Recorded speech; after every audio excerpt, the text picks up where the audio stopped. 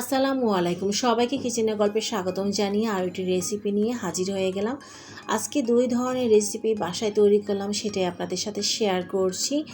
আজকে আমি গরুর মাংস বোনার রেসিপিটা তৈরি করে দেখাবো, আর খিচুড়ি বোনাটা কিভাবে করলাম সেটাও দেখিয়ে দেব। যারা নতুন রাঁধুনি তারা আজকের এই রেসিপিটা ফলো করতে পারেন।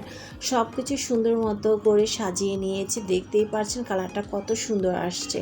তো মাংস রান্না করার জন্য আমি প্রথমে মাংসগুলোকে ধুয়ে পরিষ্কার করে পানি ঝরিয়ে নিয়েছি, রেগুলার কাট করে নিয়েছি। যে এরকম স্ক্রিনে দেখতে পাচ্ছেন, খুব বেশি বড় না আবার খুব বেশি ছোট না, হাড় চর্বি যুক্ত মাংস এখানে প্রায় 1 কেজির মতো। তো 3টা তেজপাতা দিয়ে নিয়েছি, আর এইখানে কিছু মশলা অ্যাড করব মাংসের গায়ে থেকে যেন একটা স্ট্রং ফ্লেভার বের হয়।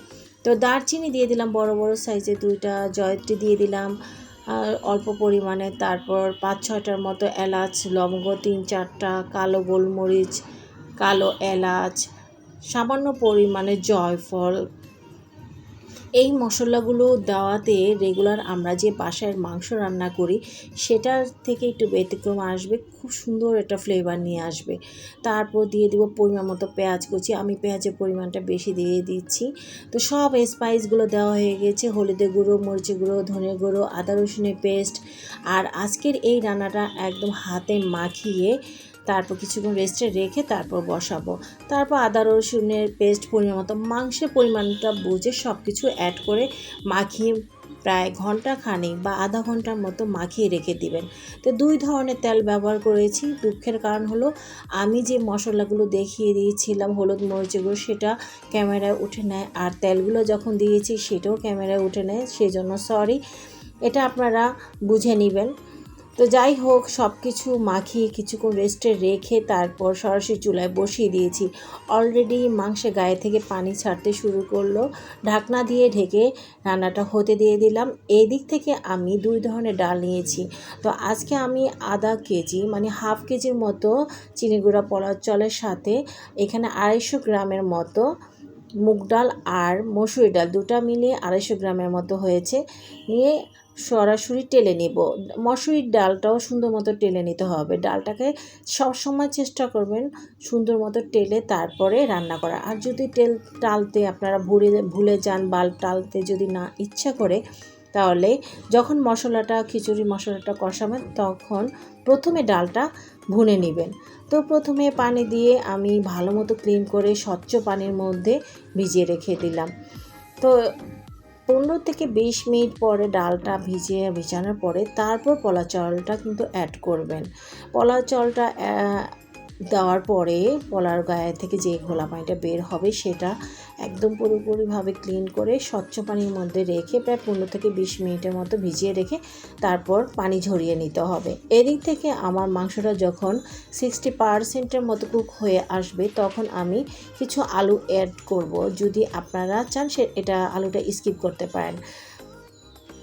তারপর কিছু পরিমাণ পানি অ্যাড করেছিলাম মাংস রান্না করার সময়। ভেজে রাখা আলুগুলো সুন্দর মতো মাংসের সাথে দিয়ে তারপর ঢাকনা দিয়ে আরও কিছুক্ষণ জাল করব। এই পর্যায়ে কোনো প্রকার পানি দেওয়া যাবে না, পানিটা না দিয়ে ঢাকনা দিয়ে ঢেকে দিতে হবে। মাংসের গায়ে থেকে যে পানিটা বের হবে সেটার মধ্যেই কিন্তু আলুটা কষানো হবে। বেশ কিছু সময় নিয়ে আলুটা কষাতে হবে, প্রায় আধা ঘন্টার মতো। কষানোর পরে তারপর ফুটন্ত গরম পানি দিয়ে রান্নাটা পুরোপুরি কমপ্লিট করে নিতে হবে। গরু মাংসটা এদিক থেকে হতে থাক, আমি আরেক দিক থেকে আরেকটা হাঁড়ি বসিয়ে দিলাম আরেকটি চুলায়। সেখানে আমি আজকের যে খিচুড়িটা করব সেটা সরিষার তেল আর ঘি দিয়ে করব। আপনি যদি খুবই মজা করে খিচুড়ি রান্না করতে চান তাহলে অবশ্যই আপনাকে সরিষার তেল আর ঘি দিয়ে খিচুড়ি রান্না করতে হবে। তো তেলটা যখন গরম হয়ে আসছে এখানে আমি পরিমাণ মতো পেঁয়াজ কুচি প্রথমে দিয়ে দিলাম তেজপাতা, দারচিনি, এলাচ, সামান্য পরিমাণে, একদমই সামান্য পরিমাণে জয়ত্রী দিয়ে দিয়েছি। আদা রসুনের পেস্ট দিয়ে দিলাম 1 টেবিল চামচের মতো, লবঙ্গ, কালো গোলমরিচ অল্প পরিমাণে 2-3টা করে দিব। তারপর মরিচের গুঁড়ো, ধনিয়ার গুঁড়ো, হলুদের গুঁড়ো দিয়ে দিব, স্বাদ মতো লবণ। সব কিছু দিয়ে প্রথমে মশলাটাকে ভুনে নিতে হবে। কিছুক্ষণ ভুনে নেওয়ার পরে তারপর আমরা দিয়ে দেব কাঁচামরিচ। কাঁচামরিচটা দিলে একটা সুন্দর একটা ফ্লেভার বের হয়। আপনারা চাইলে সেটা পরেও দিতে পারেন।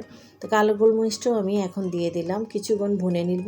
ভুনে নেওয়ার পরে তারপর আমি পরিমাণ মতো পানি দিব। মোট কথা খিচুড়ি রান্না করার জন্য যতটুকু পানি প্রয়োজন সেই পরিমাণে আমি পানি দিয়ে প্রথমে পানিটাকে বয়েল করে নিব। আপনারা চাইলে দুইভাবে খিচুড়িটা করতে পারেন। প্রথমে চালটাকে ভেজে নিতে পারেন বা আমি যেইভাবে দেখাচ্ছি ঠিক এইভাবেও করতে পারেন। পানিটা যখন একদম গরম হয়ে আসছে তখনই চাল আর ডালগুলোকে প্রথমে দিয়ে দেব। দিয়ে কিছুক্ষণ নেড়েচেড়ে জাল করব। যখন পানিটা কমে আসবে তখন ঢাকনা দিয়ে ঢেকে একদম দমে রেখে দিব। তো এই পর্যায়ে আমি ঢাকনা দিয়ে ঢেকে রেখে দিব। কিছুক্ষণ পর একটু নেড়েচেড়ে দিব।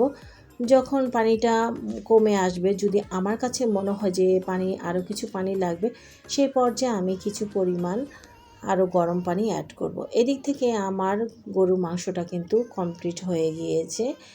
তো রান্নার শেষের দিকে ভাজা জিরা গুঁড়া দিয়ে একদম নামিয়ে ফেলবো। এই তো আজকের এই খিচুড়ি ভুনাটা আমার একদম পুরোপুরিভাবে কমপ্লিট হয়েছে।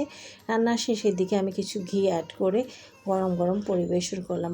আর কালারটা দেখতেই পাচ্ছেন কেমন হয়েছে। গরুর মাংস ভুনা আর খিচুড়ির এই রেসিপিটা কেমন হয়েছে অবশ্যই জানাবেন। ভালো লাগলে লাইক দিয়ে চ্যানেলের পাশেই থাকবেন মজার মজার রেসিপি দেখার জন্য।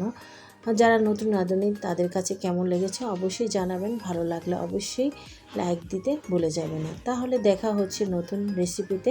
সে পর্যন্ত সবাই ভালো থাকুন। আমার রেসিপিগুলো কেমন লাগে আপনাদের অবশ্যই জানাবেন। তাহলে আজ এ পর্যন্তই। আল্লাহ হাফেজ।